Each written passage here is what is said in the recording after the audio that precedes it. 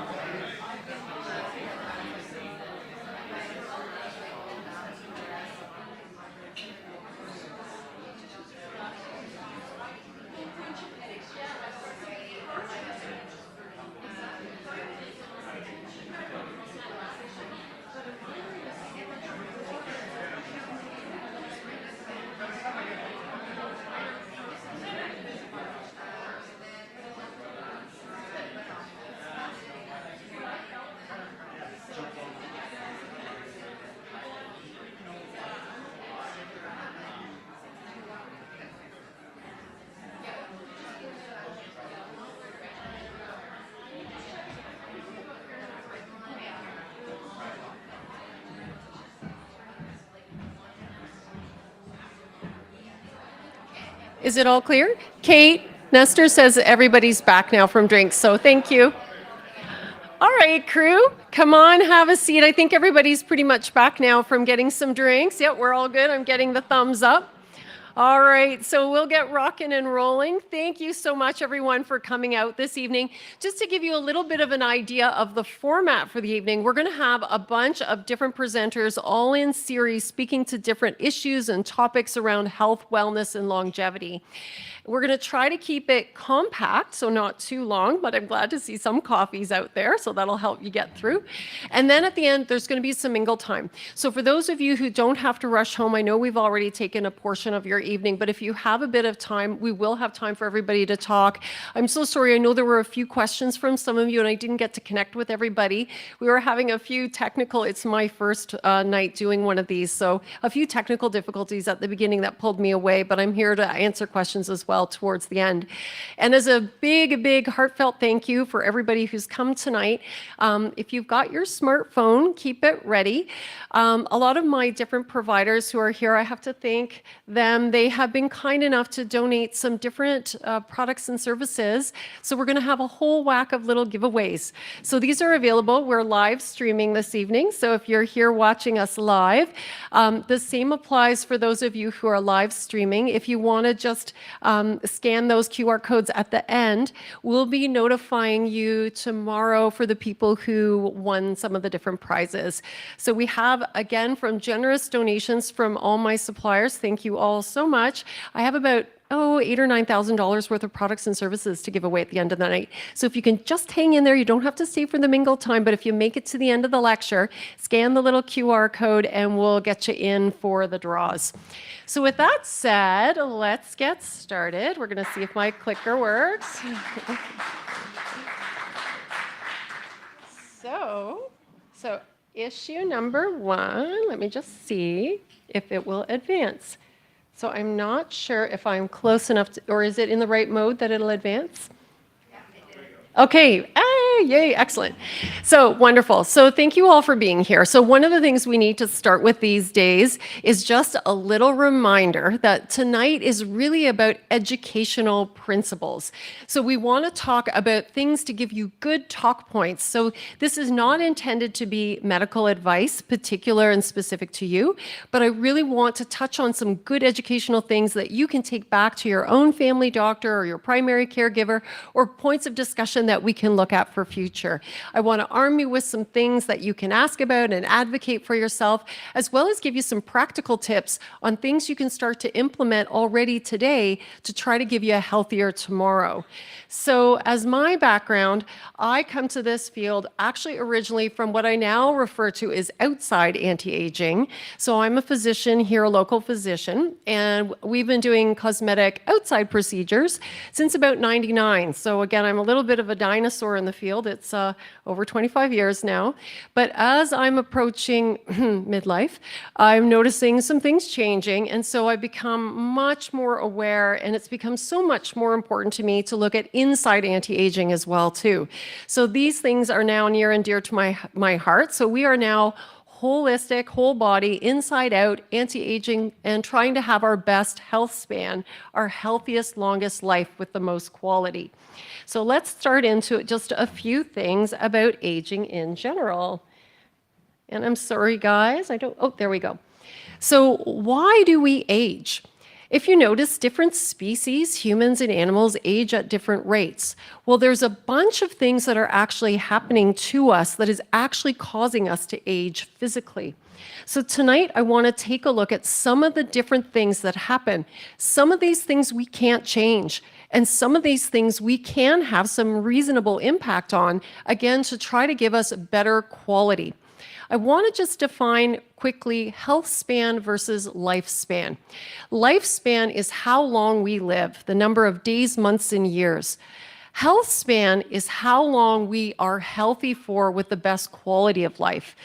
As I'm watching myself and my peer group, as we all are getting older as Gen Xers and beyond, and as I look to my parents and the friends of my parents and I'm seeing what's happening, What I don't want my life's quality to be is sort of this downward sloping of quality where it's poorer and poorer and poorer until eventually I kick the bucket. If I were to design my best life, I would want to maintain the highest quality that I possibly can and then just kick off one day. So that's what I'm looking for. So again, if we're trying to do this, let's look at what we actually can modify to try to live longer and healthier.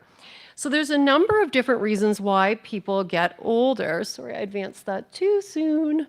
Let's see if it'll come back. So there's a number of different reasons why people get older. So one of the things we really can't change too much, we can't change your genes. Next time, pick better parents. So since we don't have the option to do that, we want to look at things we can impact on.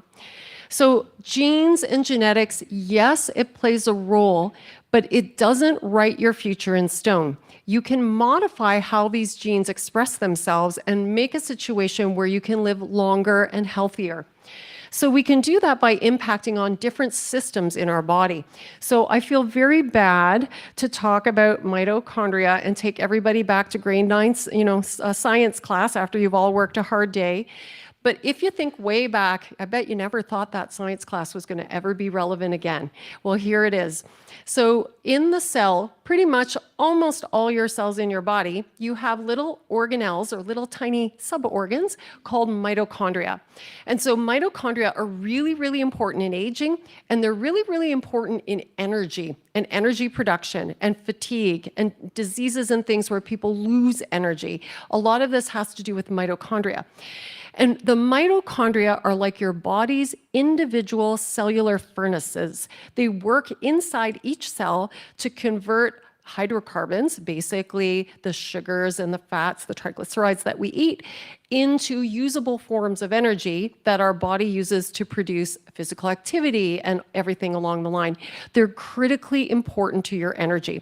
So as you look to your parents, as you look to yourself in your own life experience, if you find that you've been slowing down and you don't have quite as much pep in your step, it's a complicated set of reactions that are happening in there, but they are actually what are churning and burning and giving you your energy. We're going to touch on things we can do to impact our mitochondria to make them more efficient, to turn them over better. And these are, again, simple things we can do, again, to have more energy and more quality.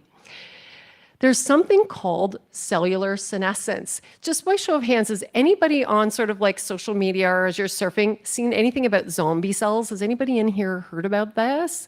You know, now with like Alexa and Siri and everything listening, all your social media feed algorithms are going to feed you zombie cells.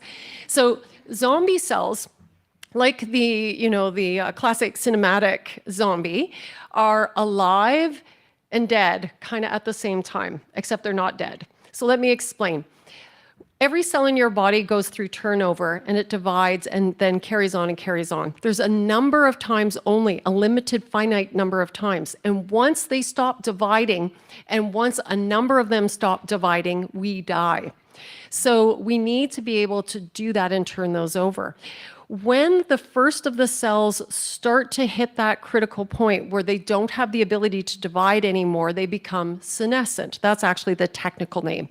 Or the lay name, they become a zombie. So they're still living and consuming energy, but they're not functional anymore. And they're like a bad influence on the other cells around them. They release these little proteins and things that go to the neighboring cells that are in close proximity, and they make them shut off too, a little bit before their time. So they start to impact on all these other cells around them, and one by one they start to switch off. And the more zombies you have, or the more senescent cells you have, the weaker, frailer, sicker, and eventually terminal you become. So again, we want to do things to try to minimize and clean up these. There is a way to deal with it. It's called autophagy. That's the proper term for it. And that's actually the body's ability to recognize and clear out, get rid of these cells. So we can do a few things to help that. Another thing that happens is our little stem cells, and we'll talk a bit more about stem cells and their benefits, they become depleted. Eventually, they have difficulty repleting themselves, and there's some new things that are coming up to help us harvest our stem cells today cryopreserve them, freeze them basically, and then be able to utilize what they have to give to us with our own tissue and our own DNA later. And then again, we have these other things that happen, complicated biochemical pathways in our body that involve making new tissue, but to the extreme can stimulate cancer processes, or clearing out debris from our day-to-day cellular functions. And then also when they don't function well, we accumulate them. So we want to maximize our health by making sure all of our little pathways are working properly. So this is where biochemistry becomes very important.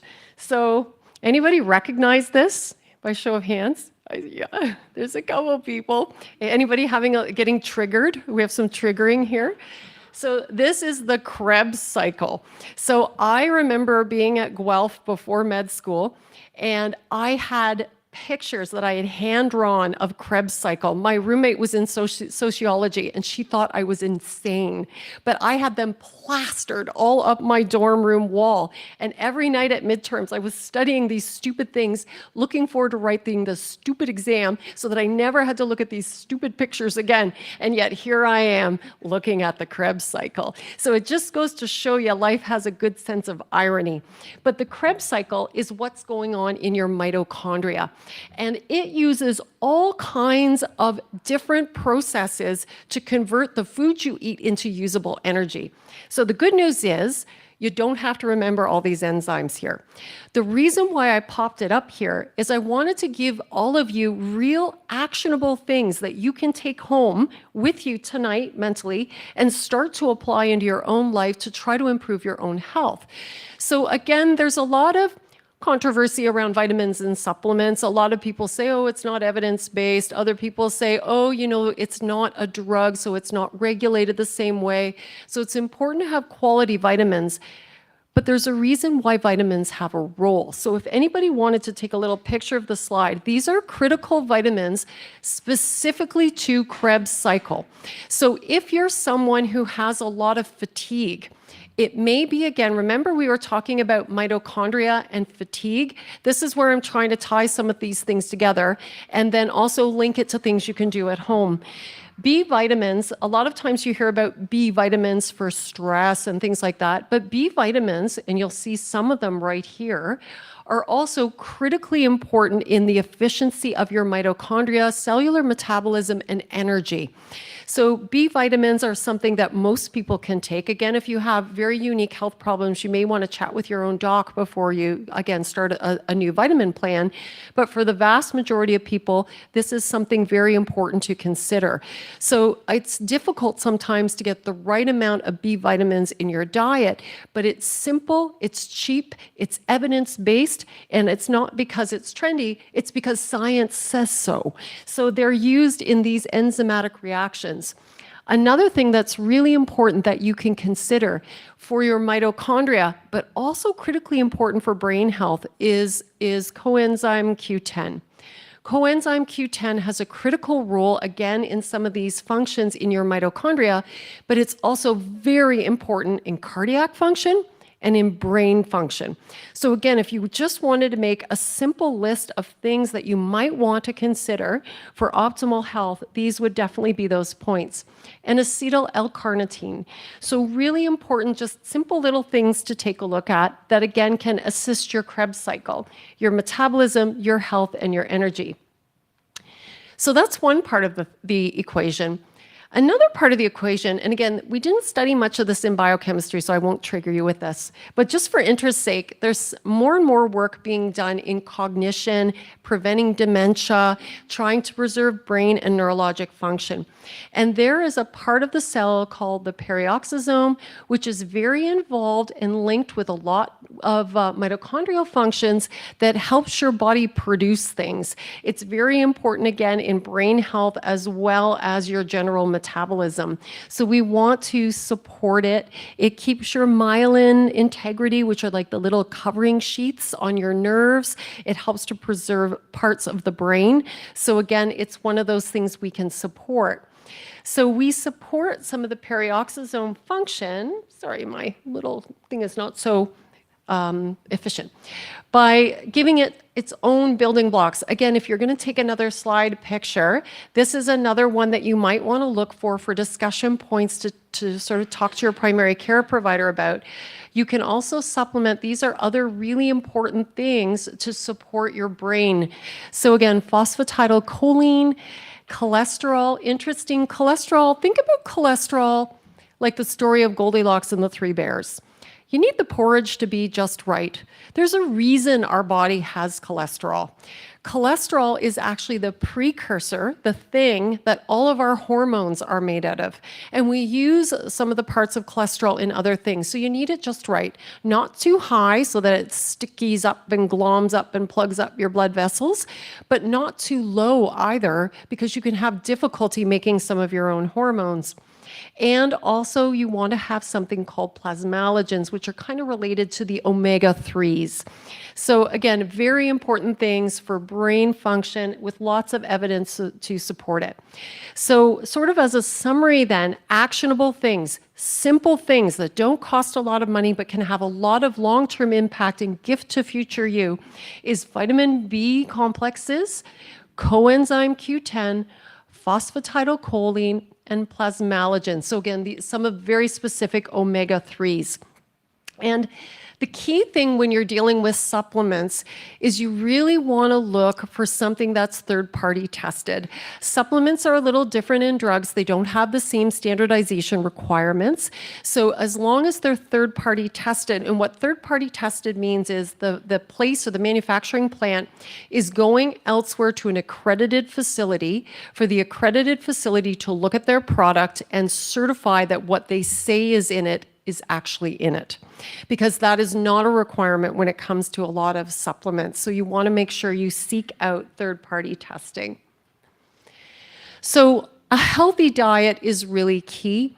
And again, you don't necessarily need to supplement, but there are increasing difficulties with our food supply. The soil is stripped. It doesn't have as much as it used to.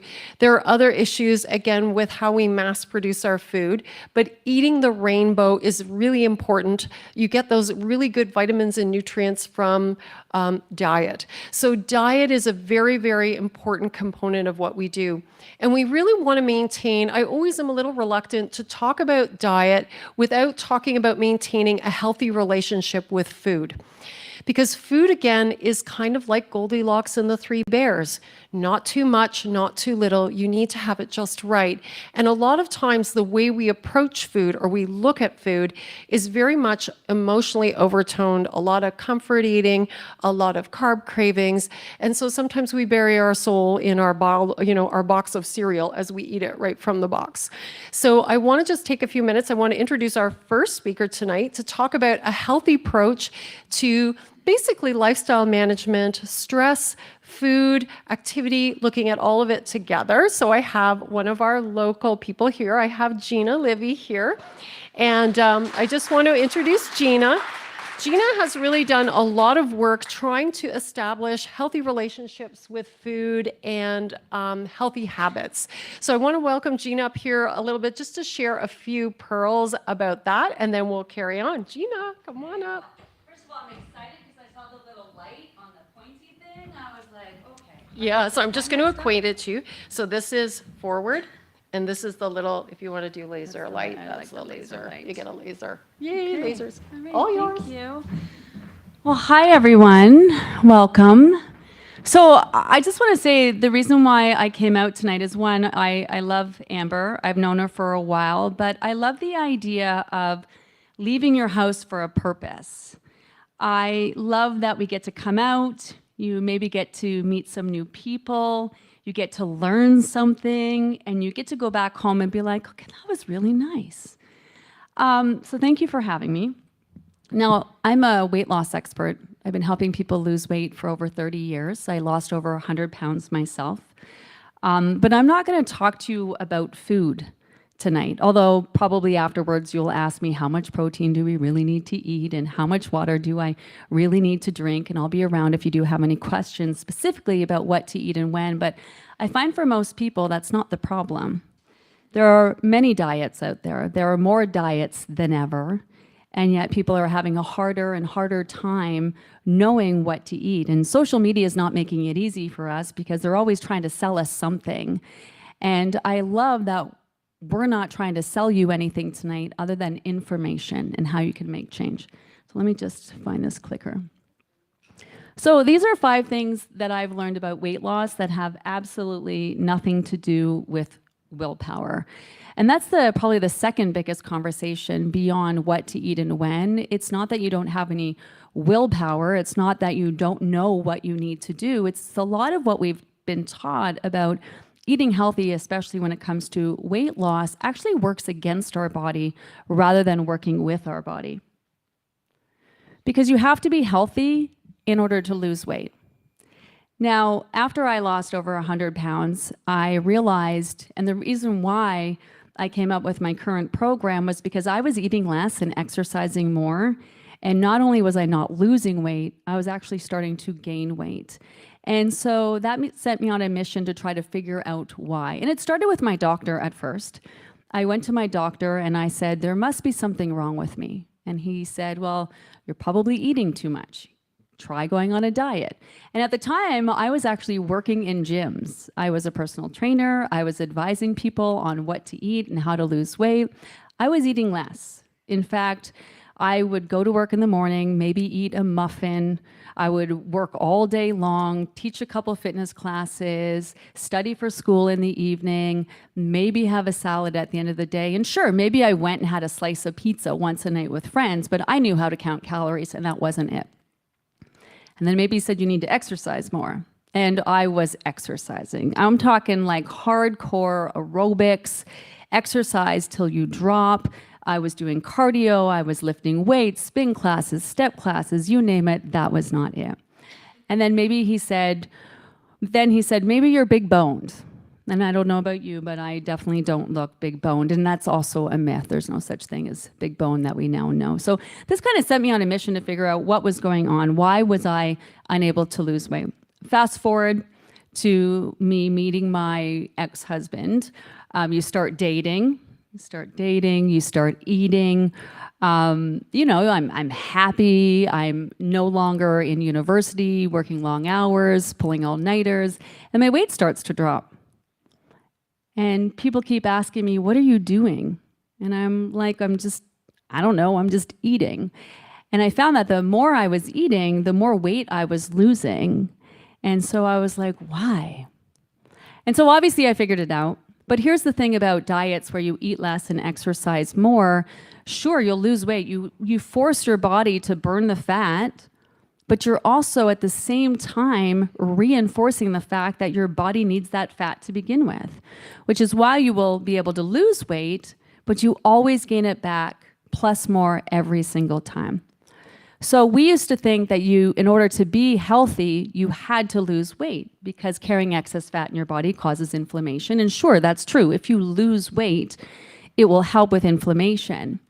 But it's really about being healthy. And the side effect of being healthy is weight loss. So once I figured it out, I came up with this idea to sell my lifestyle program. No one wanted to buy a lifestyle program. Everyone's like, but I just want to lose weight. I'm like, yeah. You're going to lose weight, but it's all about making healthy lifestyle changes. So it brings me to why I'm here tonight, because when we talk about lifespan versus health span, or talk about weight loss for the sake of longevity, it really changes your perspective. Like, yes, we want to lose weight. We want to feel great in our clothes. We want to be able to fit in our old clothes. But at the end of the day, don't we just want to be healthy and well and calm and comfortable in our bodies? I should probably go through these slides. So, let me go back. So your body won't let go of fat if it's just trying to survive. So every time you starve yourself, deprive yourself, your body realizes it needs to store that fat. And it gets very hard to be able to drop your weight because your body fights you in order to keep that weight on. Sleep, stress, digestion, and hormones. If you want to know the key to weight loss and losing your weight, focus on your sleep. If you're not getting sleep at night, your body can't repair and rebuild and make change. Plus, you're tired the next day. You start craving carbs, and your body processes foods completely differently. Talk about stress. high cortisol levels. It's not the high cortisol. You're meant to be stressed. There's nothing wrong with cortisol. But it's our inability to calm down from our stress. And so when your stress levels are high, you're not sleeping. It's like a recipe for weight gain. And digestion, right? It's all about having a strong, healthy digestive system. And when you're used to eating processed foods, you're high stress, you're not sleeping, it's hard to have a healthy digestive system. They all matter way more than calories. So it's not actually about restricting and eating less, it's about making sure you're giving your body everything that it needs. So small habits create healing and longevity. I find it's not any one thing that you're going to do that's going to make a difference. It's all the small things that add up to make a difference. So if you can just do one small thing that helps you with your sleep hygiene, just one small thing. If you do one small thing that's going to help you with your stress, and some people are like, well, there's nothing I can do about my stress, I'm so stressed. Like, did you take time to do some deep breathing? Did you just take a minute to go, just doing that, you can feel your vagus nerve, your body start to calm down. So it's not big things that you're doing. Let's move on to the next slide. Your body isn't the enemy. This is really important because I think a lot of people feel like their body hates them. It's trying to make you fat. It's working against you, especially if you spend any time at all dieting. But it's not that. It's just learn that you go through these periods of time where you're starving and depriving yourself. So it's just trying to protect you by storing more and more fat every single time. Cravings, for example, people talk about cravings. I'm addicted to sugar. I'm addicted to this. Well, cravings are just simply your body trying to communicate with you. So a lot of times, for example, when you're dehydrated and you haven't drank any water all day, your body's like, how do I get this girl to drink some water? I don't know, man. Maybe if I get her to crave high water content foods, like fruits. Yeah, I get her to crave fruits. Fruits are sweet. We think sweet. I go for chocolate instead of water. So a lot of times it's simply drinking more water can help you with your sugar cravings.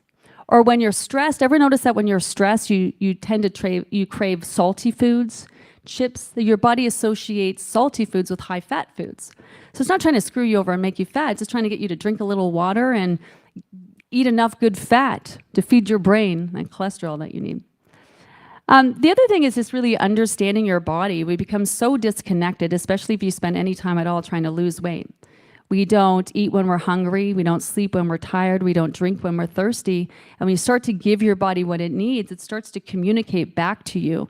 So many people can't trust or don't trust when to eat or know the difference between actually being hungry or eating out of habit or being triggered. Someone said something, you have a stressful day, and so your go-to is to eat the bag of chips or drink the wine. That's my go-to, by the way. So awareness, just understanding what your body needs.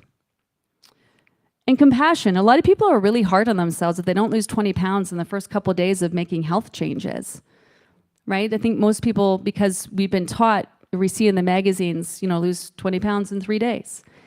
They don't really factor in the time that it actually takes for your body to make change. So I offer 91-day weight loss programs, and 91 days is specific and for a reason, because it takes at least that amount of time, not to just make change, but to create new habits. And that's one of the things that makes weight loss or making change really difficult when it comes to food, because you use food for so many things. We use food to survive, which is obvious. We use food to celebrate, to show love, to bond, and some people use it to cope. And so it's about rewiring how your body has come to function physically, but also and more so rewiring your brain around your relationship with food, yes, but also yourself. And I find when you do that with compassion, rather than being hard on yourself or ragging on yourself, you can actually make more sustainable change, and it's a lot easier and it's a lot more enjoyable. Redefining progress.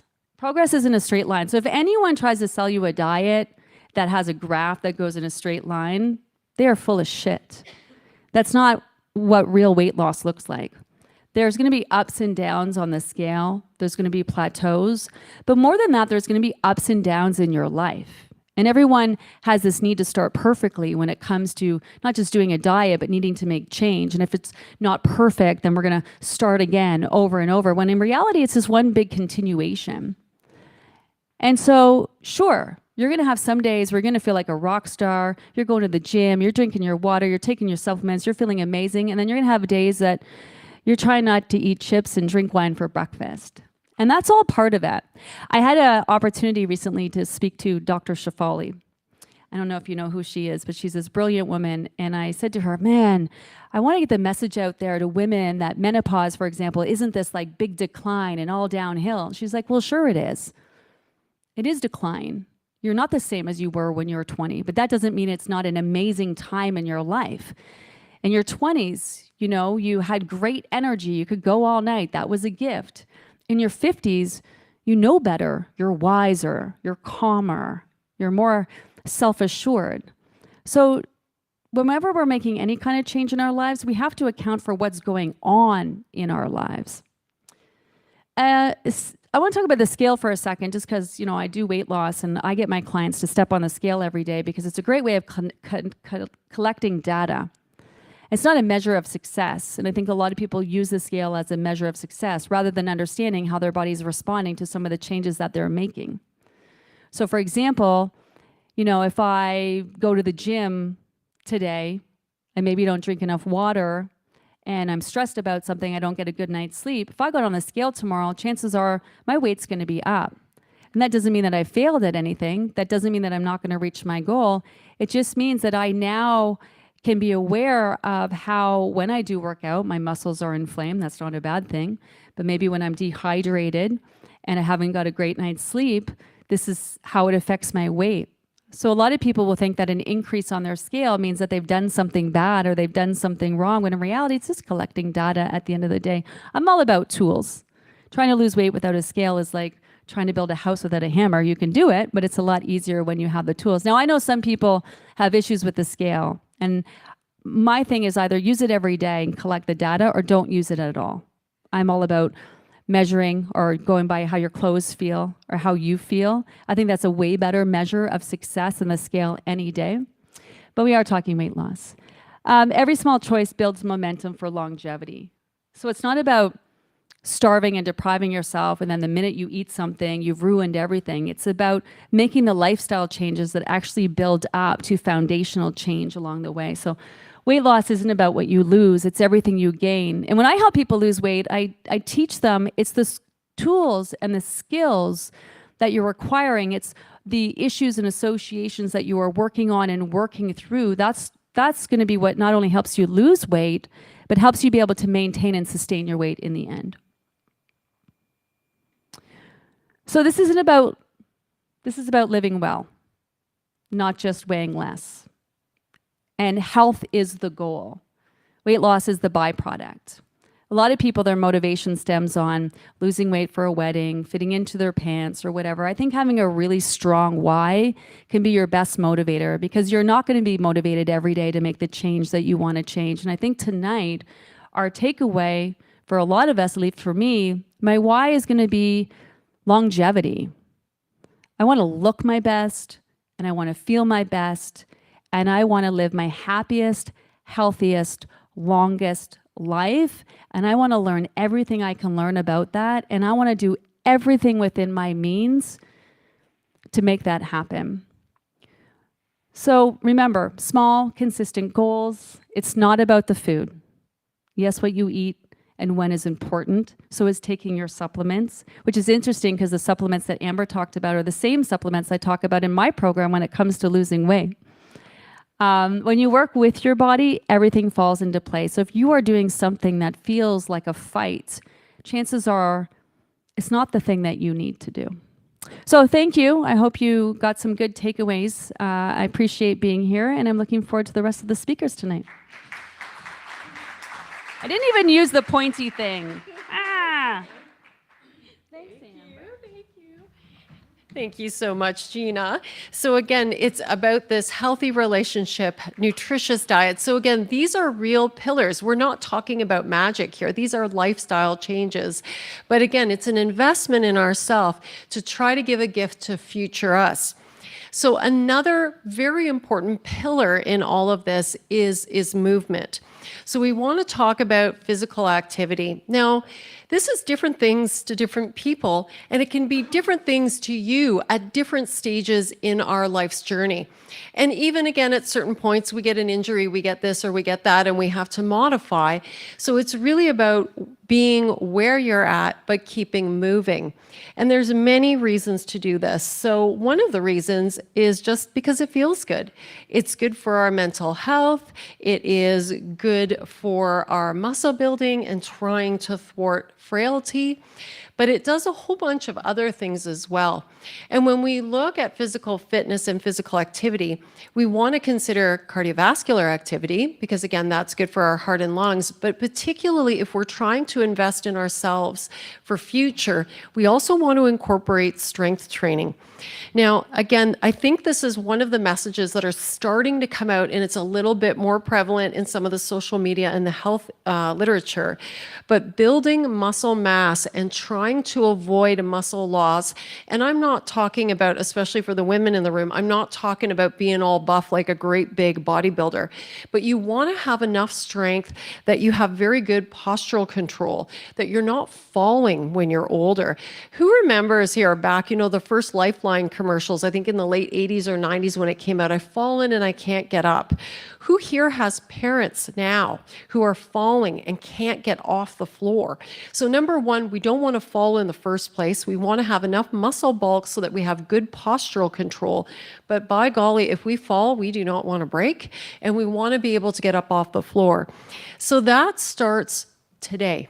This is an actionable item that you can do now, whatever level you're at. And that may just be simply if you're mostly sedentary and you haven't had any time for yourself in the longest time because you're always giving of yourself to everyone else. I encourage you to start to carve out a little bit of time for yourself, even if it's just a few minutes a day, just to go for a walk, or just to do some sort of activity you like to do that you used to love to do and you've never had time to do it in such a long time. But start where you're at, and then we can continue to grow it from there. The physical part with the strength training, we can start to add that in as you get moving. So start where you're at, just a little bit of a small goal, a sustainable goal. Set the bar where you know you can achieve it, where you get your success and you're motivated to keep going. There are physical reasons why we want to do this as well. And that again is for mitochondrial stimulation. It's a way to train our mitochondria to make them efficient. So not only can we make our bones and body strong and healthy physically from the weightlifting and the cardio, we also can keep our mitochondria functioning well for best energy production. It seems kind of ironic. You go and you exhaust yourself. Well, not really, you don't want to work out that hard, but you work out. You're physically tired, but then it actually helps to give you more energy in the future. So combined with these other things, I have to echo what Gina was saying too about the importance of sleep. We'll touch on that in a little bit. But these fundamental pillars, a healthy relationship with food and healthy nutrition, good movement, good social connection, working on your sleep. It's the combination of all these little things. It's not just one of anything or taking this supplement or following that formula. So it's trying to build these habits into your life today so that you're healthier in the future. I want to call up Chris here from 9 Round in Newmarket to talk a little bit about his journey from the corporate world into the fitness world and some of the things that fitness has brought to him.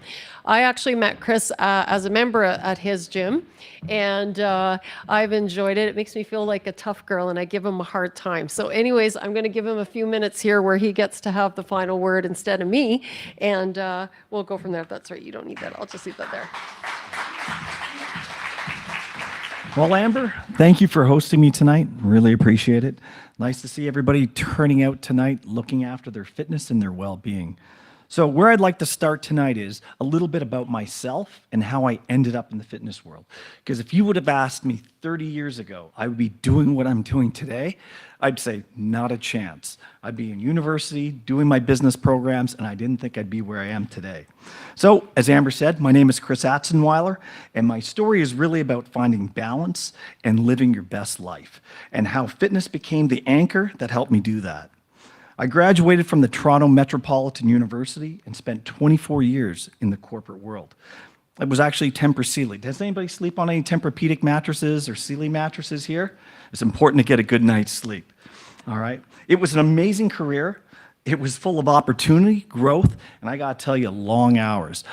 In the position that I ended up in, it was like 60, 70 hours a week, 6 days a week, and my wife will attest to it. I was an absentee father for most of that time. However, some of the sacrifices if you want to be a stay-at-home mom and have the things that you have. But like for many of us, fitness came in and out of my life depending on the season that I was in.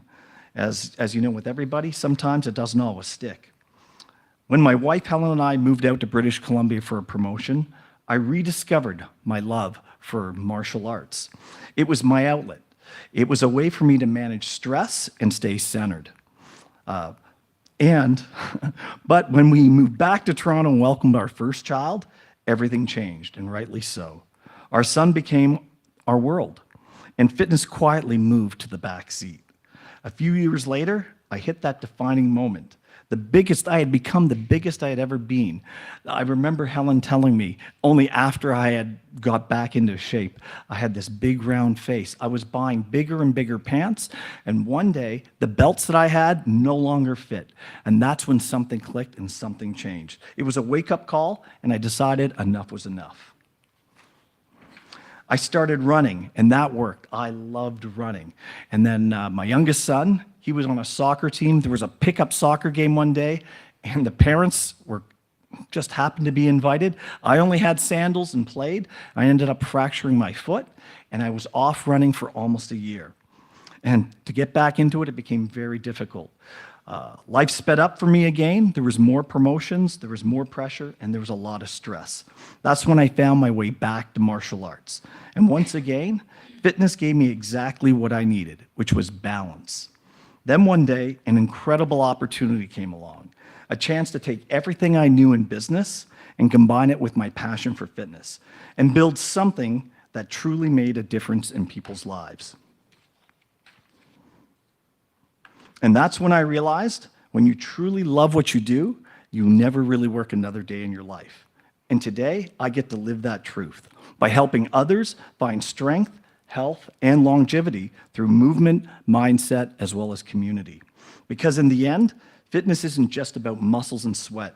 It's about creating a mind and a body strong enough to carry you through every chapter of life. And that's what I want to talk to you about today, how fitness can truly create longevity and help you live your best and healthiest years yet. When most people hear the word fitness, they think about how it changes the way we look. But the truth is, fitness goes much deeper than that. It changes the way we feel, the way we think, and even the way we age. At 9 Round Newmarket, we believe fitness should be simple, fun, and life-changing. Our workouts aren't about burning calories. They're about building a stronger body, a sharper mind, and setting ourselves up for a healthier future. So let's start with the physical side. When you exercise regularly, you're strengthening your heart, your lungs, you're building muscle, and improving endurance. Your energy levels go up, your metabolism works better, and you even everyday tasks like carrying groceries or walking up the stairs become so much easier. Now, when it comes to kickboxing fitness, you get extra powerful. In 30 minutes, you're working your whole body, your arms, legs, core, as well as cardio all at once. It's not just a workout, it's training for strength, speed, agility, and balance. And because our workouts change every day at 9 Round, your body keeps adapting and getting stronger without ever hitting a plateau or getting bored. But fitness isn't just about muscles and endurance. It's also about your mindset. We all deal with stress, and we all carry tension from work, family, and our daily life. When you step into a 9 Round workout and start punching and kicking those pads, something amazing happens. That stress starts to disappear. Exercise releases those endorphins, which lift your mood and give you energy. But even beyond the science, it's the feeling you get after pushing through a tough round. You feel lighter, calmer, and more confident. At 9 Round, we've seen people transform not only physically, but mentally. Members who used to doubt themselves stand taller, believe in themselves, and carry themselves with confidence into every area of life. Fitness teaches us resilience. It teaches you that when something feels hard, you can still push through it. And here's where it really pays off in the long game. As we get older, fitness becomes less about looking good and more about living well. Regular exercise helps us maintain mobility, balance, and flexibility. It keeps our bones strong, reducing the risk of osteoporosis. It lowers the chance of chronic conditions such as heart disease, diabetes, and cognitive decline. In other words, fitness isn't just about adding years to your life, it's about adding life to your years, okay? If there's anything you take away tonight, that is the big thing. At 9 Round, our workouts are fully scalable. That means no matter what your age or your fitness level, we start where you start. We've seen members in their 20s training right along beside people in their 60s and their 70s. And I just got to take a moment. I got to talk about this one member, Sandy. She was visiting up from the United States. She was only here for a month. This lady was 74 years young. And I got to tell you, I have never met somebody in such good shape. This girl, the way she could strike pads and move, I always understood that exercise is going to help me when I get older, but that truly lit the fuse for me. I now understand my runway, where I thought it was only this much left, is now infinite. So there's no guarantees if you exercise and eat the right things, but I can tell you, if you do that, the chances of you being successful and being able to live your life and play with your grandkids like you played with your kids is pretty high. So why 9 Round? We're built for real life. The workouts are only 30 minutes, so they fit any schedule. And even though they're only 30 minutes, you never book an appointment. A new class starts every 3 minutes. So there's no excuse why you can't do 30 minutes and look after yourself, okay? You don't have to plan or think. We guide you through every step. It's fun, it's different, and you're surrounded by a community that cheers you on and keeps you accountable. It's not just about working out, it's about becoming part of something bigger. So, fitness isn't just about today. It's about tomorrow. It's about showing up round after round and building a body and mind that can carry you through life with energy, confidence, and strength. At 9 Round, we're not just building better bodies, we're building better lives. And the best way to understand it is to experience it. I invite you all to come and experience a free workout with us. And if you love it, great. We'd love to have you. Also, we have a special promotion on where we've given away 45% off a 1-month unlimited membership. This is the same price that we came out with when we opened almost 10 years ago. So it's a great opportunity to have unlimited workouts and challenge yourself and learn some self-defense skills at the same time. All right, thank you.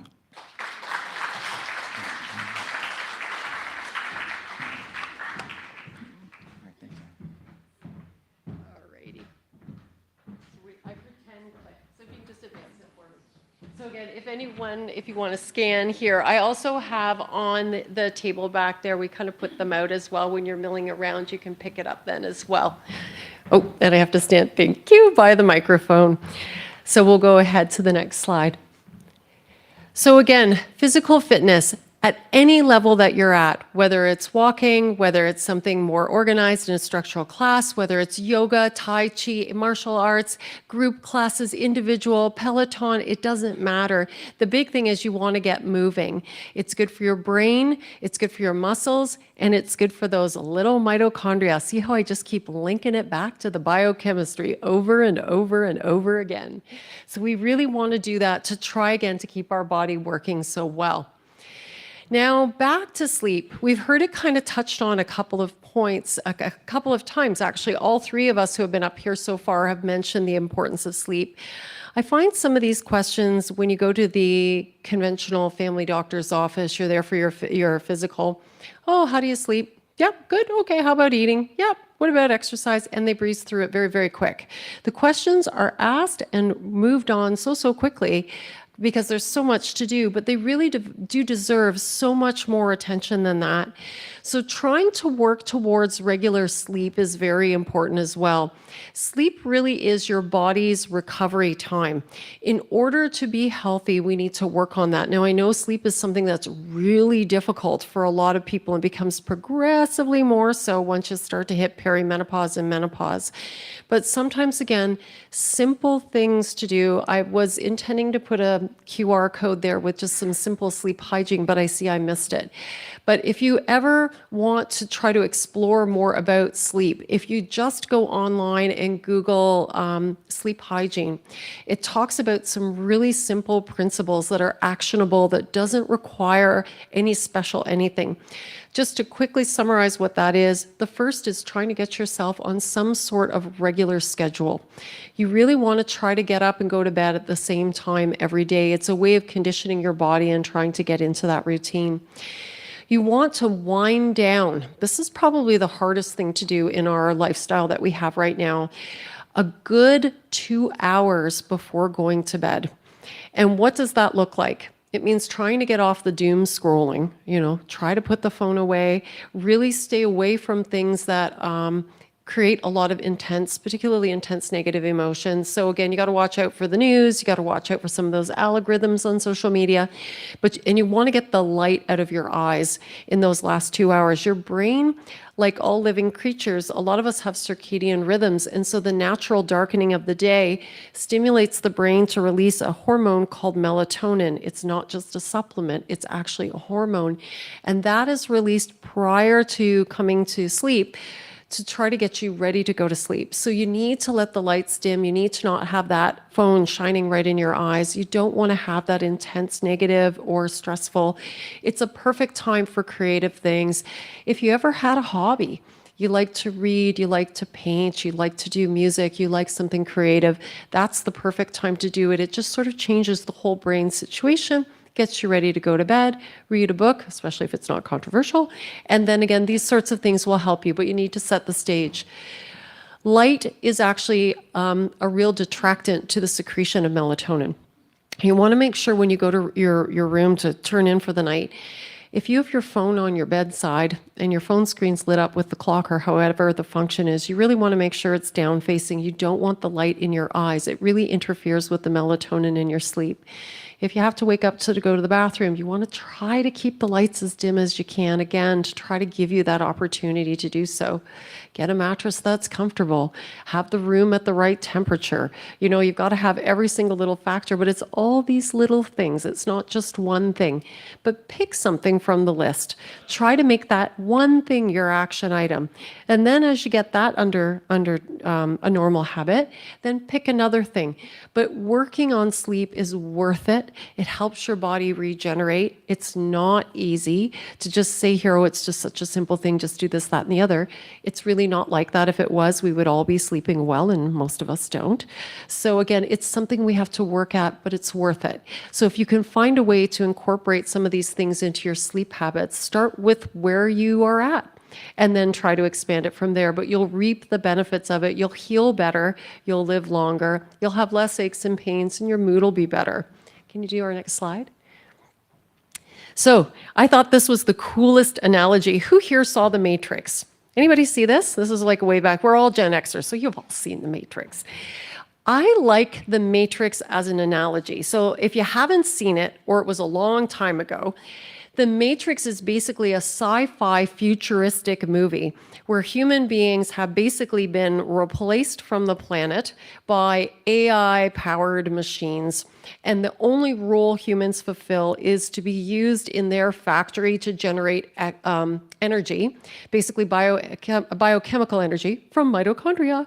And with that, the machines utilize the humans to do it. But what they did is they induced this dream world state. So all the humans lived their lives plugged into the plant, and they were living in a dream world. And the reason why I like this as an analogy is when you really think about, well, what is our human experience? Our human experience is somewhat like the Matrix in that our brain is the Matrix and the body is carrying around our brain. So the way we experience things, our emotions, pain, touch, other. It's all these little signals that are transmitted through biochemical means to our brain. So we experience our environment through signaling our world around us to our brain. So very much like the Matrix. So we really want to take care of all these systems so that we have our best, healthiest experience, and that the way we experience our world is positive and enjoyable and enriched. Go ahead. We'll go to the next. So in order to do this, this is my little segue from the Matrix and experiencing our dream world to trying to optimize our hormone function. So again, one of the big things I've come to kind of appreciate is that things change as we get older, and as some of our hormone levels fall, some of the way we experience the world becomes different. So in different, there can be different things that are happening. So one of the things that happens, again, linking sleep to hormones to mitochondria and biochemistry, is our sleep quality starts to change. Our mood and our cognition starts to change. And this is, again, where some people start to experience more of the brain fog. They have some of the memory issues. The word is on the tip of their tongue and it won't come. But again, this really does affect these things. Our body composition. So again, Gina was alluding to this, Chris was talking about this. We start to see shifts in body composition. So our lean muscle mass starts to change. We don't have the muscle bulk we did. We may be working out the same way, but we're not preserving our muscle function. In fact, we might even be working out harder and it's not coming. And then there's the common problem that happens where we start to put on the truncal weight gain. So again, there's shifts in the way our body is sort of floating back and forth from its energy utilization. And we're laying down this fat, this visceral fat that we associate with inflammation and health problems, and we're having trouble activating it. So again, as our hormones change, our body composition changes. Libido can change. As hormones change, again, it can affect that. Or even if the libido isn't affected, what can also happen is physically we can be affected. The genital urinary symptoms of menopause is a real recognized condition now, where again, when the hormones fall, things change in the personal area. The down belows aren't what they used to be. And so there can be a lot of pain, there can be incontinence, there can be all sorts of unpleasant symptoms. So again, that can sometimes interfere with the way we like to relate with our partners. So we want to be able to optimize that. And our recovery capacity. We don't heal the way we used to. We take longer to bounce back. We get sick more often. So again, we've got to keep our whole system in order so that we function better. Go ahead. So what does hormone decline look like? It happens in men as well as women. Now, the reason why we see women more vocal about it is because with women, the hormones kind of leap off the cliff. So a lot of our hormones, of course, are made by our ovaries, and ovaries have a limited amount of eggs. And as we start to tick down to sort of these critical amounts, there's feedback circuits that happen chemically between the brain and the ovaries, and things start to become unregulated. And then when the eggs are gone, then abruptly the production of these hormones stop. So this is what I mean about hormones jumping off a cliff. We have them and bam, we don't. Men also go through male menopause. The technical name is andropause, but they always have some capacity in healthy situations to make testosterone, but it fades and they slowly go down the hill. So their loss of hormones is not necessarily as abrupt or as stark. And so sometimes it's not as noticed, but men can have this too. Again, they have fatigue, they lose their muscle mass, they develop truncal weight gain, they don't have the mental energy or stamina that they used to. And again, there can be libido and intimacy issues. For women, well, there's lots of us gals here. And again, we have all sorts of things from cognitive right through to skin changes, to changes in our muscle mass as well, our skeletons, our cardiovascular systems, and on and on and on. So a lot of different things that happen. Can you advance for me again?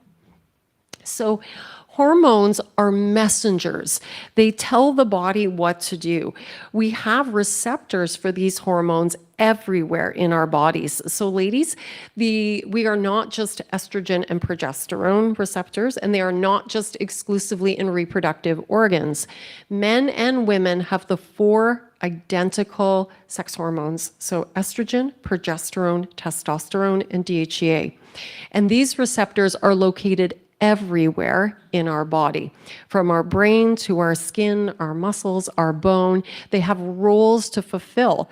And so what we really need to do is try to address these hormone changes as they happen to try to preserve function.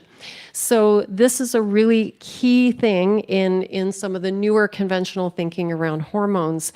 So again, it's not just about hot flashes and night sweats. It's about cognition, mental energy, mental fortitude, emotional control, feeling good, feeling optimistic.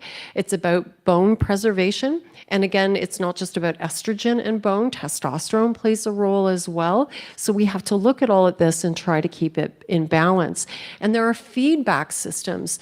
The human body, the best way I can describe it is it's a symphony. It needs to be synchronized and things need to happen in balance, in check, in order to produce beautiful music, which in our case is a healthy, happy, best quality of life. When things become out of context, out of sequence, and out of balance, it's just chaotic noise. So again, if you're feeling like your body, the most common complaint I hear is I just don't feel like myself. My labs are normal, but I don't feel normal. Something is wrong. And usually what we have are balance issues at that point. So this is where things can be very, very frustrating. And there is a gap right now in knowledge base, in keeping current, in philosophy around hormones. So some people, again, conventional medicine is coming along, but this is a work in progress. So hormone loss is, again, one of these things we can treat. But the problem is when it comes to sex hormones, it's not looked as a hormone deficiency necessarily philosophically, which is odd. If you had a thyroid deficiency, we would replace your thyroid hormone without question. If you have loss of estrogen, or ladies, if you have loss of testosterone, well, why wouldn't we replace that? So we have a little bit of disconnect still in conventional medicine. Bit by bit, as the Gen Xers in particular are hitting perimenopause ages, we're becoming very vocal, and we have some very vocal spokespeople. And so things are starting to come along, but we still have a little bit of what I call medical gaslighting. And this is where people go, they complain of symptoms. It's not the standard of care for women to test hormone levels. And so even when you are able to advocate for yourself and get your tests, sometimes you get reports back that are normal. Oh, you're normal. Well, I want to talk a little bit about what normal is. So normal is a statistical population-based relationship. So by definition, how medicine defines normal values is we take blood levels in any given area from a large population. And so if you are within the 95% from the median, so now I'm mixing math and statistics with biochemistry, yay! So if you are within 2 standard deviations or 95% of the population, by definition, you are normal. If you are in the top 2.5% or the bottom 2.5%, you are abnormal. So that is a population statistic, and we make clinical practice guidelines for populations, but it doesn't necessarily apply to you, or to you, or to you, or to me. So if I used to be in the top 10 percentile, and now I'm in the bottom 10 percentile, you better believe I'm going to feel different. But if I have blood work done, you're normal. So this is where the concept of normal and optimal are, again, one of these sort of controversial topics that's starting to make its way into medicine. So in optimal, we're looking for where people generally tend to feel their best. So if we were to refer back to the normal ranges, if a good where you feel good is at the higher end of the statistical distribution, we generally like you in the top quartile, top third. That would be optimal. Conversely, if a good result is when you're at the lower end, we want you in the lower third or the lower quartile. That's more optimal. And we need you to feel like you. So again, we have to rethink how we're mass evaluating people. And we need to look more at specific people as individuals and their individual experience, because normal is not necessarily normal. Normal just means you're within 95% of the population, which is why people sometimes get very frustrated, because if they can even get hormone testing, they're sometimes told they're normal when they feel anything but. So again, this is where personalized medicine and population medicine kind of butt heads. So I am a conventionally trained physician. So I have drank the conventional Kool-Aid, and for a very long time, I was very much about evidence-based guidelines. And there's still a role for this. We're not going to throw the baby out with the bathwater, but we need to be a little more balanced in our approach. So what we really want to do is look at individuality and then try to optimize for performance. So the goal is to look at the symptoms, look at the data, look for optimization, and ultimately just get people feeling like themselves again. That's the key thing. Go ahead. So how do we do this? So there's some different ways to actually look at hormone levels. We do it, of course, conventionally by the blood work. The blood work tells us a fair bit. We also can look at saliva and urine. And so that also tells us how we process some of the different things, particularly when it comes to hormones. So this was a new concept for me. In conventional medicine, I never looked at urinary metabolites of hormones. Why would you do that? I had no awareness of how these things were metabolized. But it's important to look at them. And the reason is the amount of hormone you have in your body is made up by how much your body is actually making, or you're supplementing if you're taking medications or hormone replacement. But it also is affected by how are you eliminating it? How much is coming out? What is your rate of metabolism? The best analogy I can use to describe this is a bathtub. So the water level in the bathtub is affected by how much water you put in and how quickly the water drains out. So water coming in, that's where our blood work comes in really handy. We can take a look at the levels we have.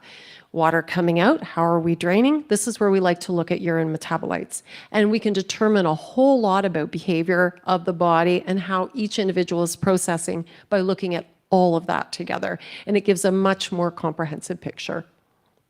So again, you're more than just your lab printout. Normal does not necessarily mean normal. Optimal is where we need to go, and we really need to understand for each individual one of you, what are you doing when it comes in, and how are you getting rid of it when it goes out? So these things are really important, and we can do this and optimize it, and ultimately the goal is to get you feeling like yourself again.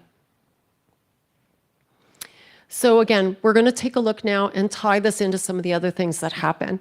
Just to briefly touch on, one of the unfortunate things that happens with hormones is that whether it's for men or women, it can be a very sensitive topic because it can have a real issue on connection and intimacy. So we have a couple of different things that we do in our office because there are certain things that happen. With women and men, we can have pelvic floor dysfunction. We can also have some reduction in blood flow, so we want to try to provide techniques and things to help that. One of the things we have in our office is a pulsed electromagnetic chair. It's actually back there if anybody wants to try it. It's an interesting experience. It's not painful. It's just a little weird. That's my very medical term for you. It's weird. And what it does is it helps to stimulate pelvic floor contractions, which is good for the pelvic floor, for the muscles, but it also creates a lot of vasodilation, which is very good for circulation. And so that's helpful for the men and for the women. For men, if they're struggling with erectile dysfunction, and for women, for the lining of the vagina. With loss of hormones, you get a lot of dryness, and it can be like having an intimate moment with the hairbrush. So it tends to help a little bit with that as well too. So again, this is where we try to work with this. It's also very helpful in context of incontinence. So for ladies, if you've had vaginal deliveries, you know, it's like pushing a football through a garden hose. Things are not the same afterwards. So sometimes a little bit of help there gets you so that you can feel confident and you don't have to wear the incontinence pads and the like. So we'll go ahead to the next slide. So this is what the chair looks like. And again, it's non-invasive. It's not like having a pap test. You are fully dressed, but it takes about a half hour. Next slide. Some of the other things we do, speaking of sensitive, this is the O shot and the P shot. Has anybody ever heard about this or seen this on their social media feed? You know, because I'm saying O shot and P shot, it's going to come up on your phone now when you're scrolling. So, haha. Anyways, what this is where you harvest your own blood. You spin it down, you collect the plasma. It has growth factors in it, and we actually re-inject it into those areas. Speaking of sensitivity, freezing is your friend. This is actually something that can be done in a very civilized way with good judicious use of topical freezing cream, which goes in before injectable freezing cream, injectable freezing.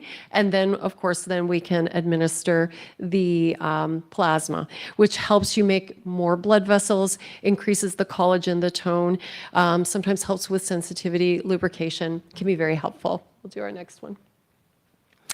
And then also we have internal rejuvenation with using laser. So when there are more vaginal issues where there's been a lot of tearing or issue in the past, you've had a 10-pounder, talk about the proverbial football, sometimes again that area needs a little bit of help remodeling. And so again, it can provide back not just more connective tissue in that area, but it can also help with sensitivity, lubrication, and just general comfort, because sometimes one of the issues is just itching and dryness. It's just unpleasant. Go ahead. So again, looking at intimate issues, sexual health is built on a foundation of overall body health. You want to be healthy. You want to have good nutrition. You want your hormones to be in balance, because by golly, hormone imbalances in those areas are definitely experienced. You want to work on a foundation of a healthy pelvic floor where we're doing muscle contractions. And then from there, if you have very specific issues, sometimes we look at the PRP injections, the O shot and the P shot, as well as vaginal resurfacing. Next slide. So this is what we try to do in our office, is we try to connect all the dots. Some people just need a little bit of hormone health. Other people need different things. Again, different approaches for different people with different symptoms. Okay. So then what we want to do is sort of leave the world of hormones behind, and we're kind of trending back a little sci-fi, not matrixy, but I want to talk in our final guest speaker tonight about what's really new and upcoming in the world of regenerative medicine. I've been doing cosmetics now for a really long time, since '99, and I sort of watched the pendulum swing through all these different eras, most recently coming through the Kardashians and all the filler, which we're not doing very much of anymore, thank goodness. And we're really moving towards more natural regenerative procedures. These are these procedures that are more you for you, where we try to stimulate you to make more of your own natural collagen and elastin, so that again, you get a very natural, long-lasting, best version of you looking like you. So I want to introduce Kate tonight. So Kate is actually our guest speaker. Kate is a better looking version of Drew. Drew, unfortunately, is with a family emergency, so he can't be with us this evening. Just a quick note about Drew. Drew is actually the head of Acorn Biolabs. He is a PhD who's really developed and been very much a forerunner. Kate, though, I'm very happy to have Kate here with us. Kate comes from a dermatology background. She was a dermatologist in her previous life, and now actually does a lot of the clinical medical direction side along with Drew for Acorn. So I can't think of anybody better equipped to talk about all of these sort of medical side things and clinical practical side things for those of us who are looking for, again, the best version of ourselves going forward. So Kate, come on up. So can you take it to that little introductory video, and can you start the video? So we'll just let this run, and then Kate's going to take over. As the years pass, aging leaves its mark. Our hair begins to thin, our skin loses elasticity, and our bodies become less reliable. The older we get, the more we feel these effects. But what if your own cells were the key to looking younger and living healthier? The future of anti-aging is powered by you. emerging regenerative cell treatments have the ability to leverage our own cells to heal our bodies. Studies show that cell treatments can rejuvenate and replenish nearly any tissue, from skin and hair to muscle and bone, and even organs and neurons, often without invasive procedures. And this isn't a far distant future. We're already seeing athletes use cell therapies for injury recovery, doctors using them for disease intervention, and even red carpet celebrities leveraging cells in their skincare routines. But these treatments are only as powerful as the cells that are used. So how can we access our best cells? Introducing Acorn, the world's first non-invasive follicle-based cell preservation solution. Our cells acquire so many different effects, and so there are a number of hallmarks that hit the cells when they age. These include mutations, so our DNA starts to randomly mutate, and so overall cells do lose their integrity and they become less effective, and this is basically what is thought to cause diseases. As we age, so do our cells, and over time they lose their regenerative potential. When it comes to regenerative treatments, younger cells can provide younger results. That's why it's so important to preserve cells ahead of the effects of aging. At Acorn, we collect your cells via plucked hair follicles and cryogenically freeze them. This stops the cells from aging, giving you a collection of your own younger cells to use in upcoming treatments. Why the hair follicle? Well, the average person has roughly 100,000 hair follicles, making this plentiful multi-germ mini organelle the ideal cell source for regenerative medicine. The follicle contains cells that have the ability to help rejuvenate skin, regrow hair, repair tissues, and even be leveraged in revolutionary stem cell applications. I see a future where we're actually using our own cells to replace those parts that are causing disease, to eliminate disease in our bodies, not to treat symptoms, but to actually get rid of it completely. We are on the cusp of an anti-aging revolution, and it's drastically changing how we heal our bodies and treat illness. But there's a risk that today's generations will miss out. Because when we need our cells the most, they may be too old and ineffective to receive the full benefit of these treatments.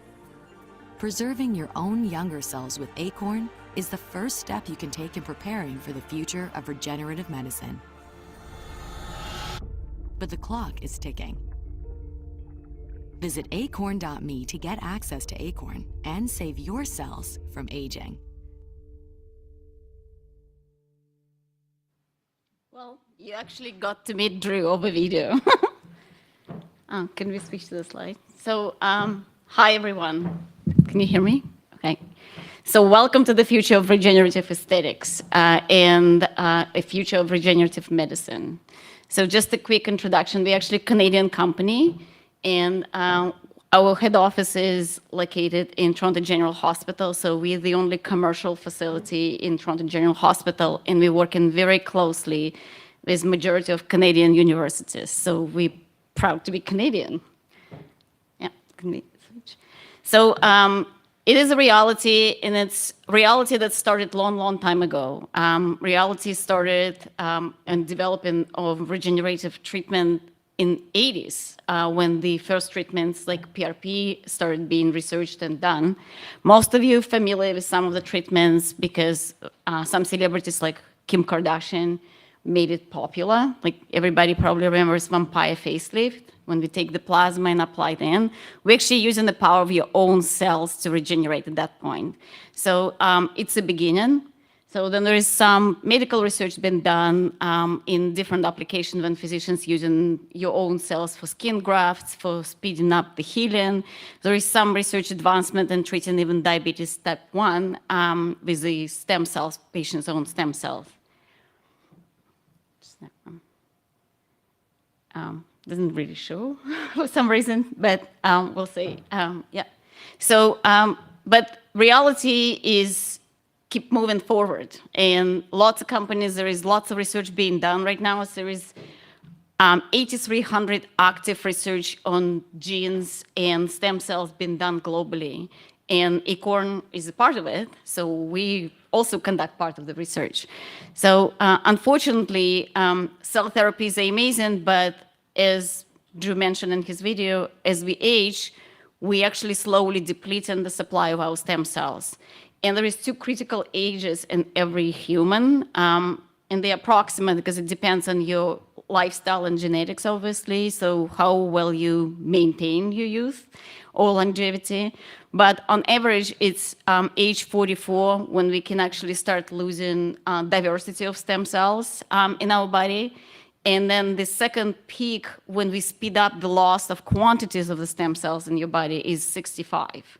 So it becomes harder and harder as we age to actually get enough supply of healthy stem cells to actually prepare the treatments within. So at this point, all over the globe, live stem cell therapies are still under the research. So they've been done in clinical studies, but not available for patients to use as yet outside the clinical studies. That's why it's really important for the patient to actually, in order for them to access those cells, they need to preserve them and wait till the treatments become available. And that's why Acorn was the first company that came up with first non-invasive way to collect and cryopreserve mesenchymal stem cells and some supportive cells for the future use. So we also work on developing the ways to utilize those cells, of course. Maybe. For some reason, slides don't come up fully. So, okay. So what does Acorn actually does? So we're the company that collects the cells and stores them for you. So we have, we access and we work together with Toronto General Hospital, which is the largest cryogenics facility in Canada. So we own our own tanks, and then we obviously healthspan the guided facility. So all the cells that patients trust us with, completely safe and stored there technically indefinitely. So it becomes your biologic supply, so you can use as treatments get developed. We also, a while ago, made a very ethical decision to not own your cells, so we just bank them for you. So we just like bank that stores your money, but we a bank that stores your cells, and you're the one who owns your cells, which meaning if in any country treatments become available first outside of Canada, so you would be able to request us to send it to licensed facility in that country, which is great because some advancements all over the globe getting pretty quickly. So next one. So as I already mentioned, is 2,900 active stem cell research. Acorn is one of them, and it's over 30 years actually in history for the stem cells. In 2012, 2 doctors received the Nobel Prize for creating the way to reverse the mature human cell into embryonic state, so technically in induced pluripotent cell, so we can use it to guide and create different tissues.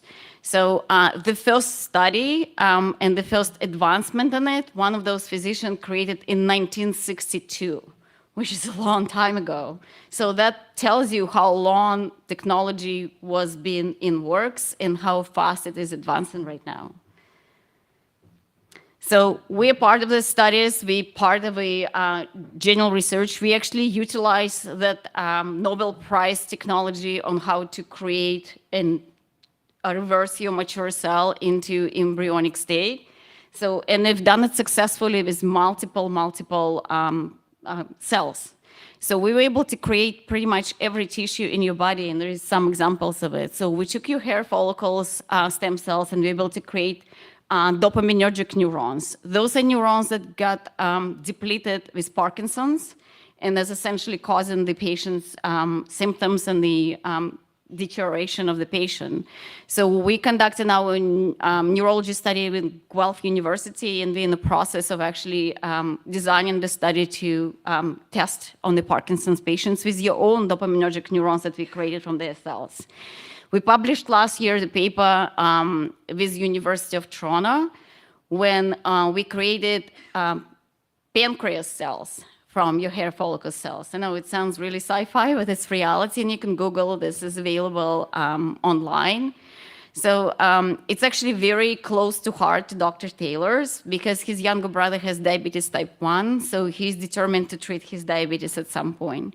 So right now, University in Toronto, together with us, is designing a secondary study to get those cells to emit insulin, so essentially will be diabetes treatment for patients in the future. So we created adipocytes, fat, tissue, bone, cartilage.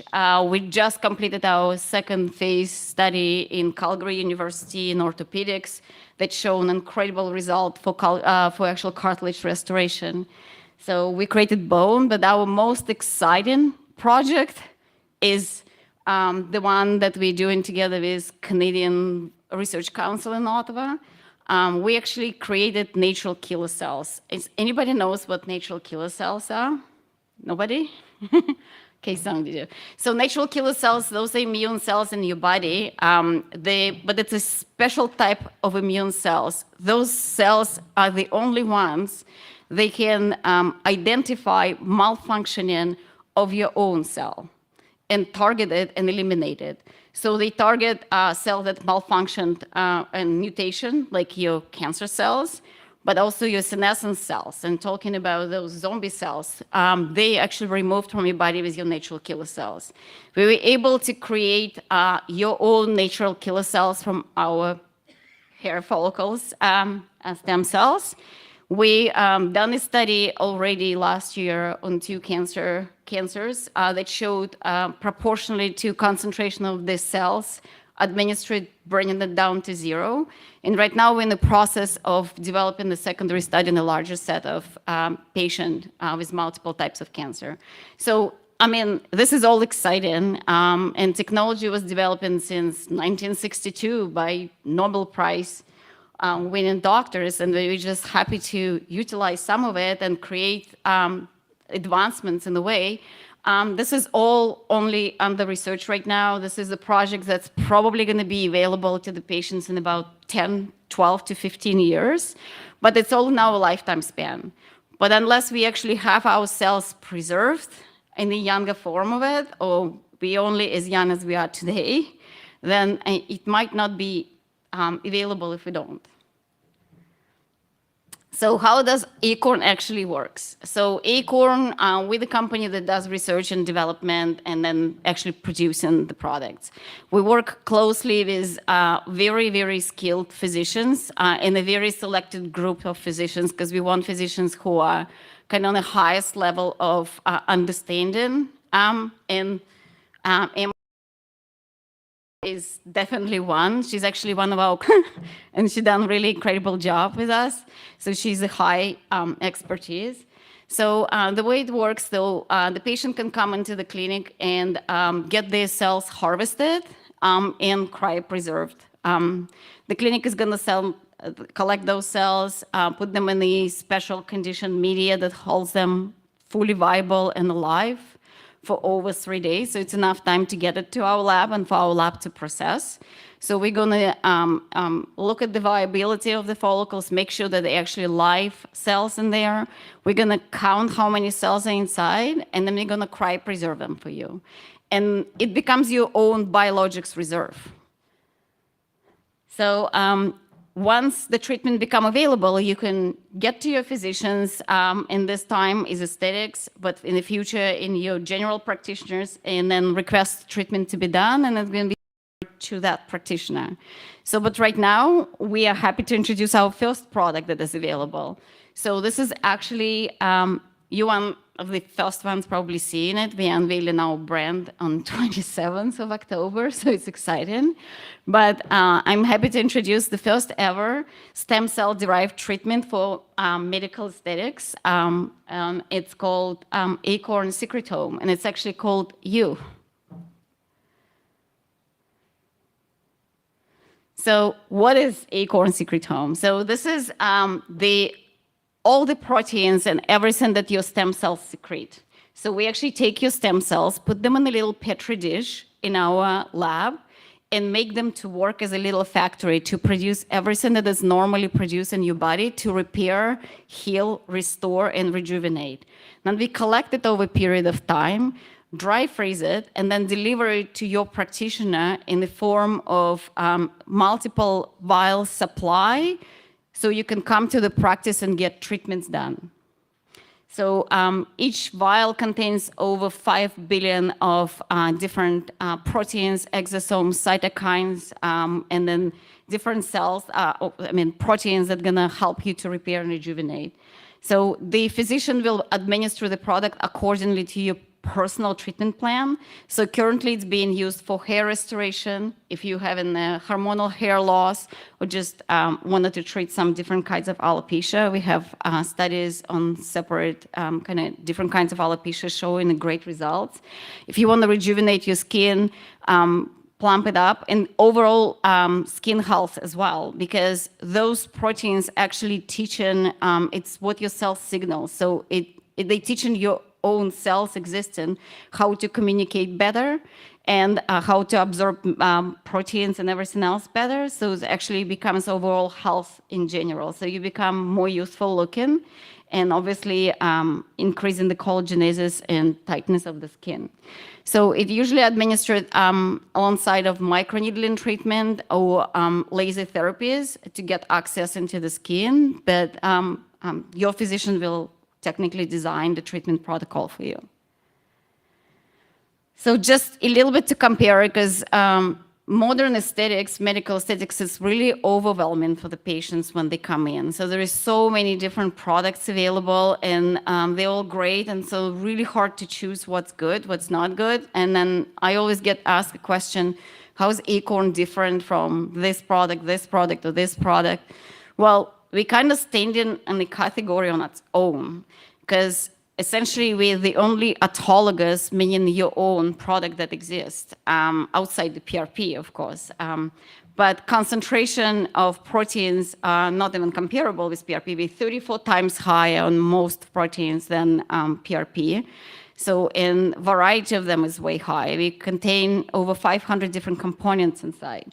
Most products on the market are single ingredient product.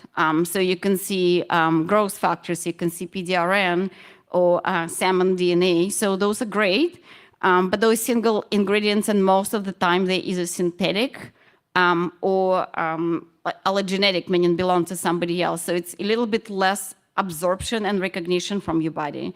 So if you compare Secret Home versus other products, it's like comparing taking iron without vitamin C. So you kind of need a blend of everything together to function 200%.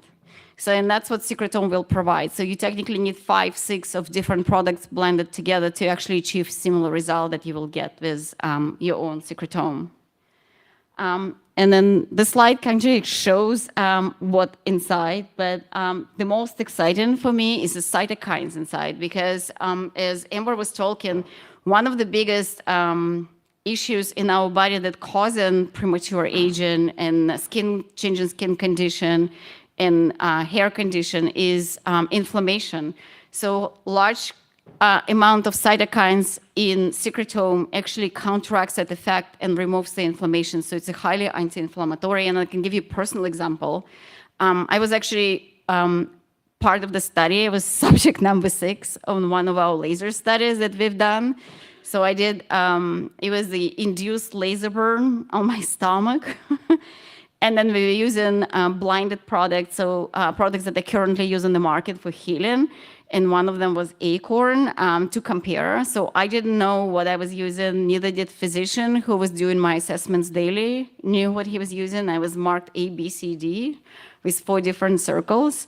What's interesting, outside that my one of my circles healed, I started noticing clear skin on the 3rd day versus others started on the 7th and 8th, which was impressive. But what for me was, after it's all healed, 3 of the circles had post-inflammatory pigment left, because I'm actually skin type 3, so I pigment, and one of them didn't.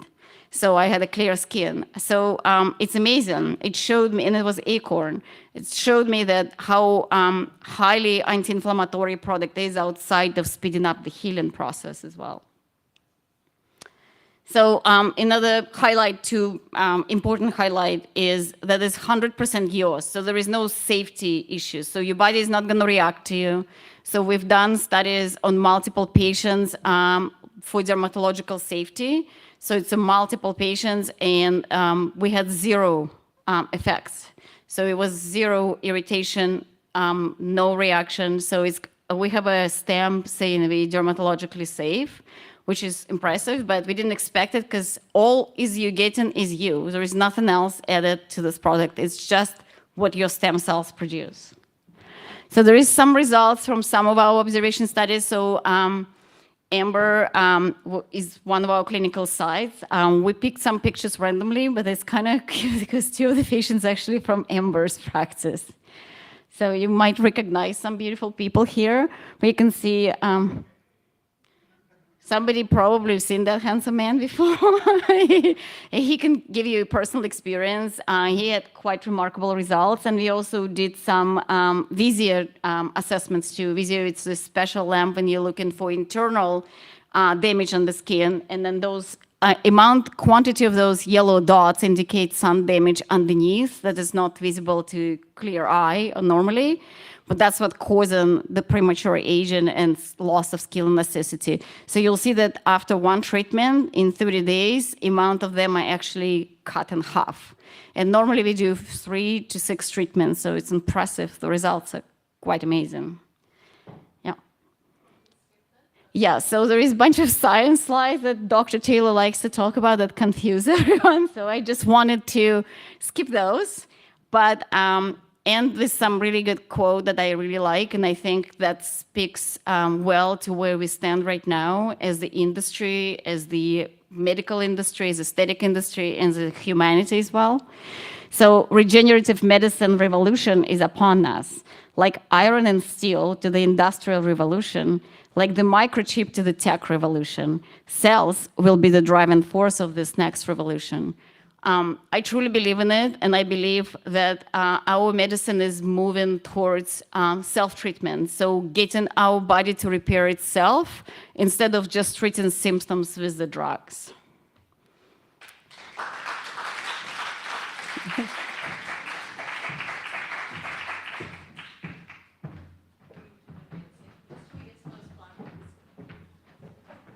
Yeah, there we go.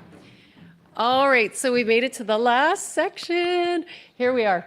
So I just wanted to share a few photos and just talk about a few other regenerative things. So this is actually me and me. And this is actually just in early September. Again, like everyone else, I have to accept I'm a little bit of a middle-aged woman, and I have all the common things that I tend to see in my patients. And I also, again, very much am of the philosophy, I won't do anything to anybody else that I don't do to myself. So this is really what I would consider regenerative stuff. So the picture up there is just recent. So this was my pre-photo in September. Post is actually with a little bit of swelling. So I think today, with it being mid-October, I'm a better post being up here than what I am there. But this is a combination of all these things that we use to make you make more of your own natural collagen. So it's a combination of the secretome. So I do actually have the stem cell product there, which we did in also conjunction with a little bit of microneedling and a little bit of something called Radius, which are little calcium pearls that we put in very dilutely to try to make you, again, make a little bit more collagen. Go ahead, you can advance again. Another U for you is something to create a little bit of lifting. Now, one of the things that happens every day that we're alive on this planet, gravity is pulling everything down. So you're not imagining it. Everything is definitely moving downwards. And one of the issues that, again, that all of us eventually start to notice is we start to get some facial drooping along with other body parts. And so I am no different than anyone else. So again, the jawline area is an area that a lot of people complain about.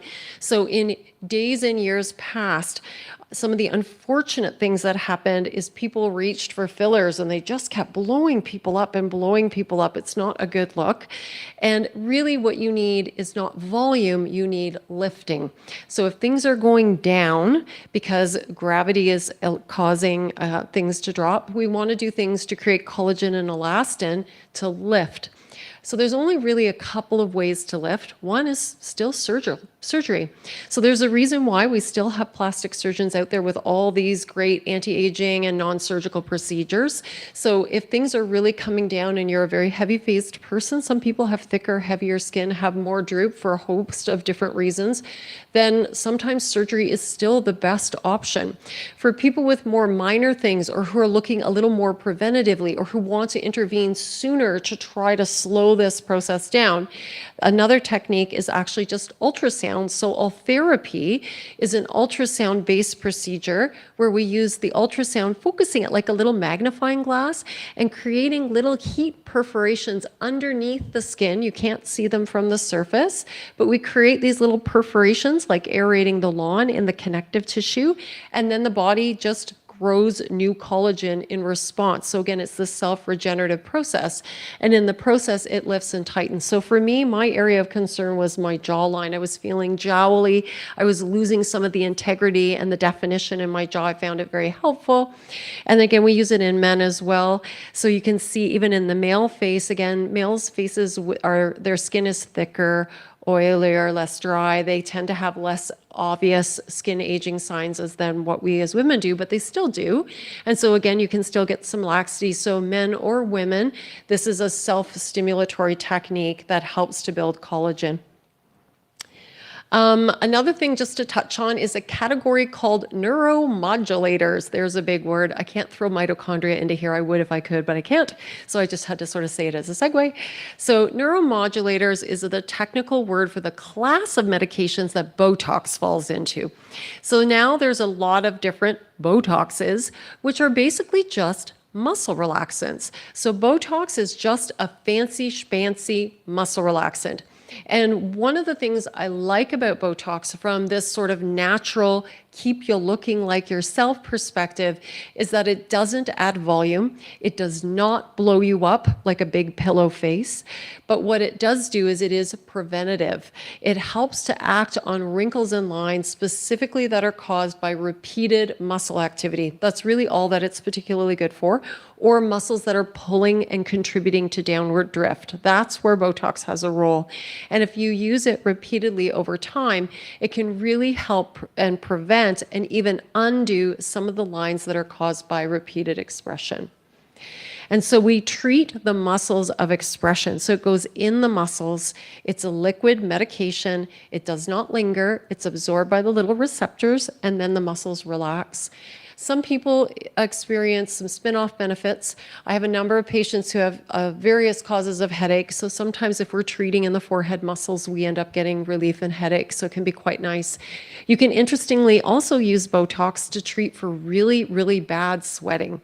So again, I don't know if anybody knows anyone, family, friend, work colleague, where they sweat so badly they wear multiple layers. Sometimes they put little pads in their shirts. Sometimes they'll never wear pastel colors or grays. But it's a very nice treatment to really put a pause on the sweating for months at a time. It can be life transforming. So lots of different ways we use Botox these days. So again, if you do it conservatively, you look very natural. It's kind of like the theme of tonight, everything in moderation and everything in balance. When the muscles are balanced, the face looks very natural. The best people with Botox are the people you'd never even know had it.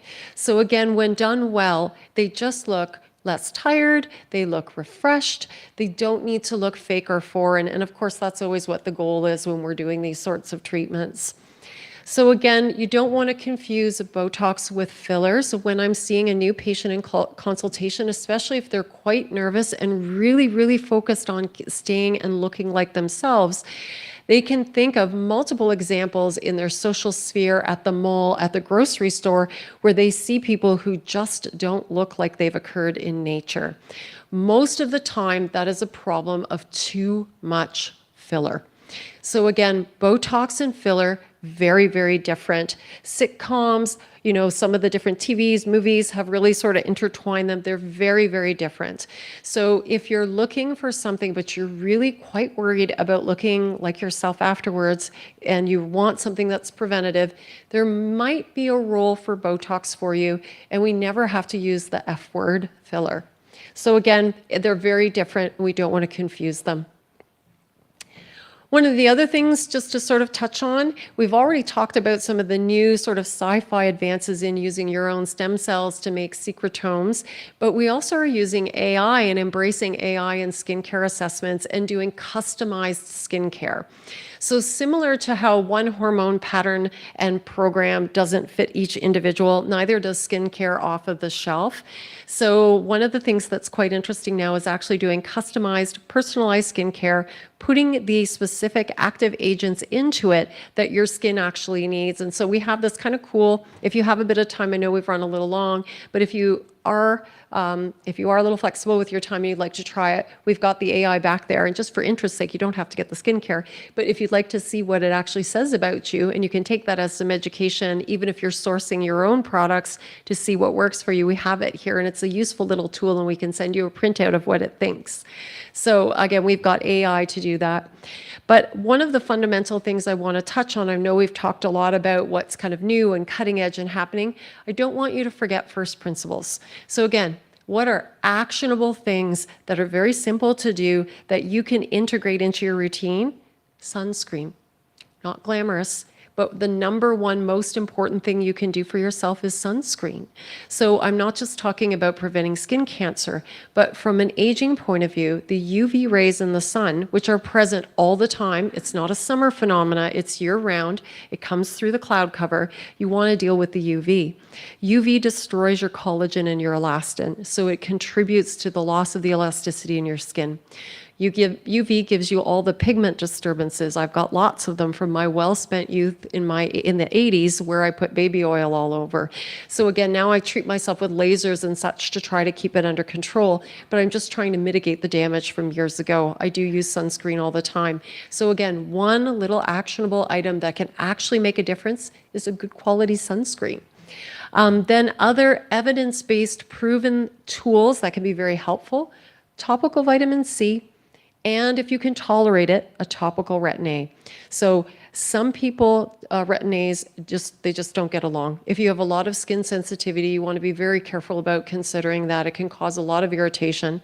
If you are going to engage in a retin-A, my best advice is go low, go slow. Start with over-the-counter strengths, only use it once or twice a week. Develop tolerance, slowly build up. But again, if you have skin issues, make sure you talk about it with your main care provider because you want to make sure you don't cause trouble.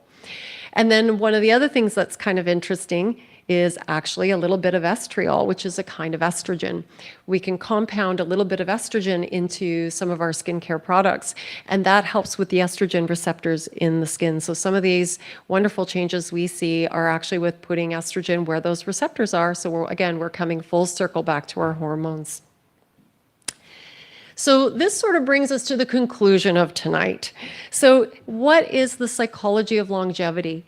It is about purpose, challenge, living your best life. We get one go around on this planet and we want to make the most of it. And you want to enjoy every day with quality and fulfillment.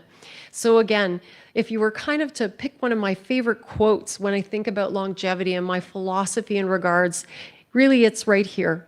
Strong body, curious mind, kind heart.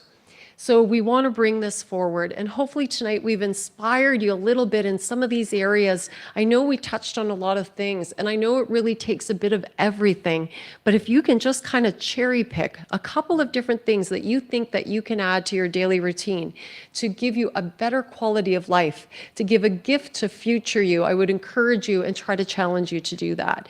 So I want everyone just to try to think as they go home tonight of all the different things I heard.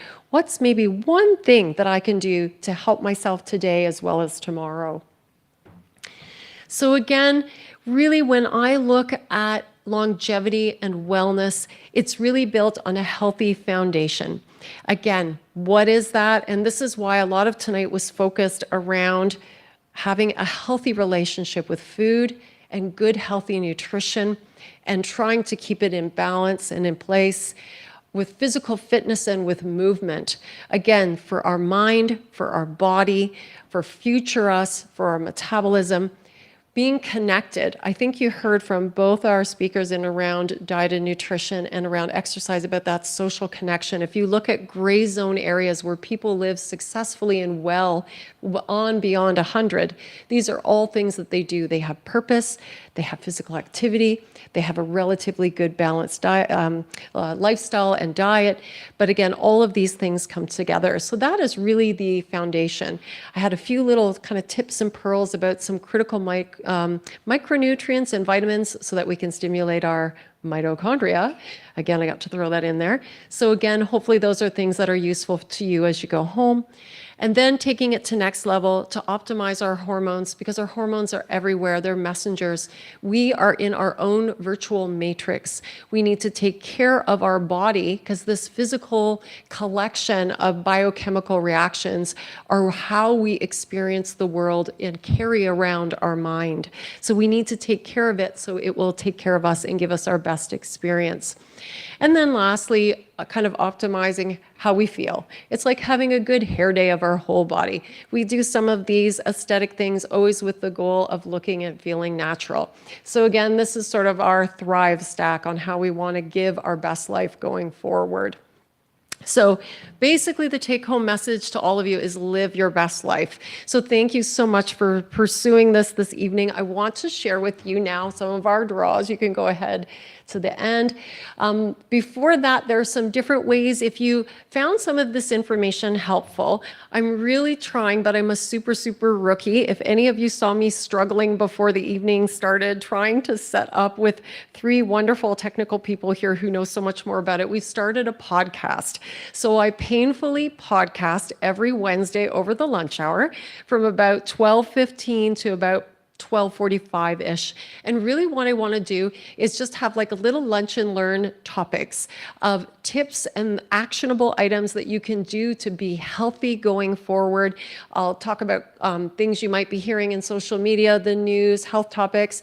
Once I get a little more adept, I'll be doing questions and interactions with people. I'm not quite there yet, but that will be coming. So if you're interested in some of these things now or in the future when I'm not as bad as what I am right now, there's no missing that it's live.